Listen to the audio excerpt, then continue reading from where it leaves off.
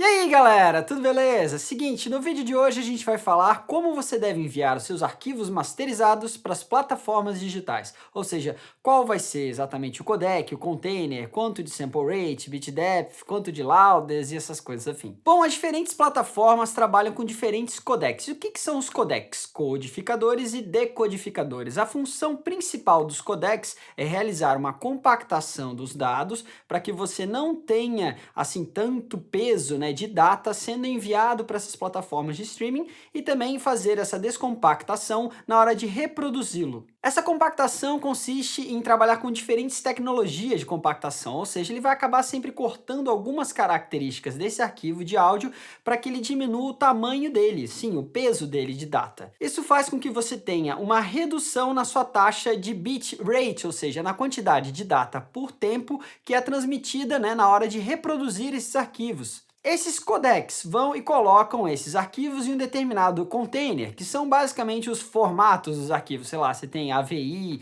MP4, essas coisas assim no vídeo, e no áudio você tem MP3, OGG Vorbis, Wave, FLAC, coisas afim. Alguns desses codecs são também considerados como a gente chama de lossless, ou seja, eles não têm perda de bitrate, eles não têm perda de data. Já alguns são chamados de lossy. Os codecs lossy mais famosos são o MP3, também temos OGG Vorbis e AAC. De uma maneira geral, esses são os formatos, né, aliás, os codecs mais utilizados dentro do mercado de streaming. Quando a gente lança um arquivo para uma plataforma, geralmente ela transfere ele para um determinado codec, né, que é lossy, ou seja, que perde dados, e depois ele faz a reprodução desse mesmo arquivo, né, já reduzido. Ou seja, você perde um pouquinho de qualidade aí na questão, você perde um pouquinho de profundidade dinâmica, ou você perde um pouco da resposta de frequência, dependendo de como funciona o encoder desse codec. Então, na hora que o encoder vai diminuir o tamanho desse data, ele vai fazer isso através de um corte na faixa de frequências, de um corte na dinâmica, uma redução do fundo, né, pegar as informações que estão com menos intensidade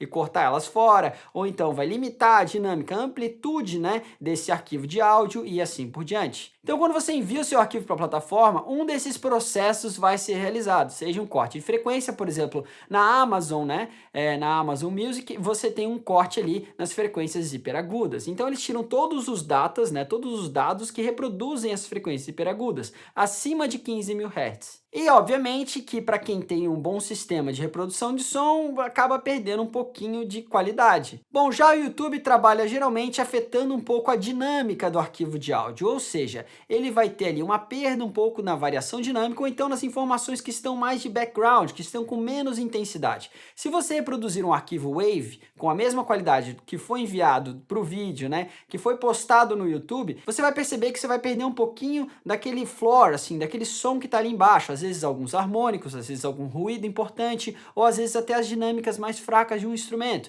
Às vezes simplesmente a passada de corda, né, em um determinado violão que fica bem fraquinha na gravação, e esse tipo de detalhe. Muitas vezes você perde esse tipo de detalhe se você não está preparando o arquivo final da master para o codec que ele vai ser processado.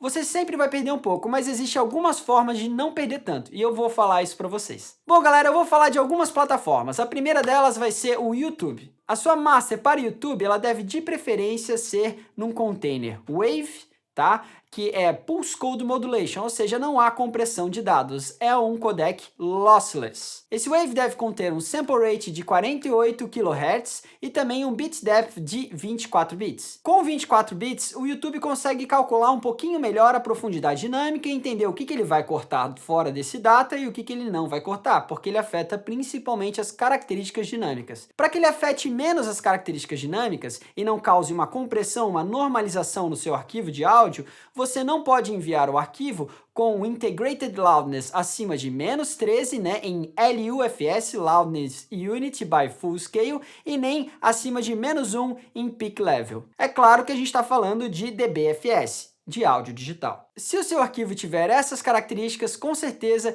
ele vai sofrer pouca influência da compressão de dados feita pelo YouTube. Depois que você enviou esse arquivo com essas características para o YouTube, ele vai reproduzir esse arquivo no codec AAC-LC com um bitrate de 384 kbps. Como eu falei, o bitrate é a quantidade de data que ele vai lançar para poder formar esse arquivo de áudio pelo tempo, ou seja, são 384 kbps por segundo. E a segunda plataforma de streaming que eu vou mencionar no vídeo vai ser o Spotify. Se você quer enviar o seu arquivo para o Spotify ou então para um agregador que vai colocar no Deezer e no Spotify, você pode seguir essas recomendações. Bom, o codec que você pode enviar o arquivo para o Spotify pode ser Pulse Code Modulation em Wave, com um sample rate de 44.100 e também um bit depth de 16 bits. Você pode enviar ele também já com um codec, ou seja, com um processamento desses dados, né, com uma diminuição do arquivo, para OGG Vorbis com 320 kbps de bitrate. Então sim, o Spotify vai ter só 320 kbps de bitrate no final das contas. Se você enviou esse arquivo, é bem legal porque ele vai manter o mesmo sample rate, ele não vai fazer um resample. Se você enviar sample rates mais altos, ele vai realizar um resample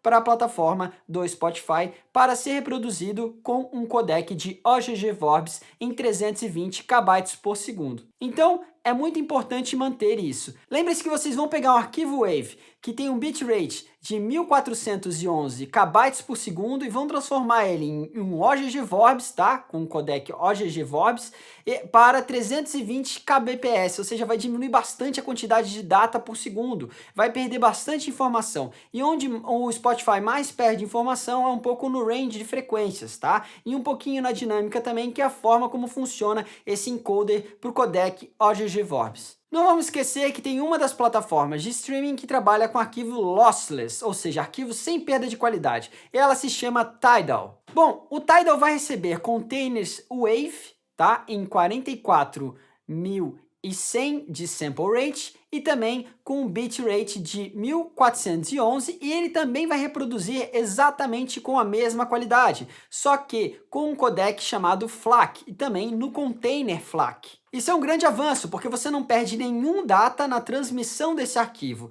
Então essa plataforma ela está de parabéns porque ela consegue fazer uma reprodução do arquivo com tudo aquilo que ele tem originalmente da masterização final específica, né, obviamente, para essa plataforma, com o sample rate adequado e também com o mesmo bit depth de 16 bits, a mesma qualidade do CD. Mas galera, se vocês estão ainda aí no processo de conseguir mixar legal e não estão conseguindo saber exatamente o nível que vocês devem exportar a mixagem para a masterização, para poder ter um headroom, né? Porque isso aí que a gente está falando são características dos arquivos de masterização para cada uma dessas plataformas. Então lá no nosso curso Por Dentro da Mix, a gente explica muito bem como a pessoa deve terminar a mixagem dela e ter um headroom legal, uma certa quantidade de amplitude em determinados níveis, né? Uma qualidade, um sample rate, um bit depth específico, para mandar para o engenheiro de masterização para que ele possa trabalhar. Então tudo isso está muito bem explicado lá no nosso curso Por Dentro da Mix e eu não vou conseguir explicar agora nesse vídeo. Bom galera, é isso aí, espero que vocês tenham curtido o conteúdo. Quem curtiu o conteúdo não deixe de dar um like aqui embaixo, também de seguir a gente com aquele sininho ali, ativar o sininho para receber as notificações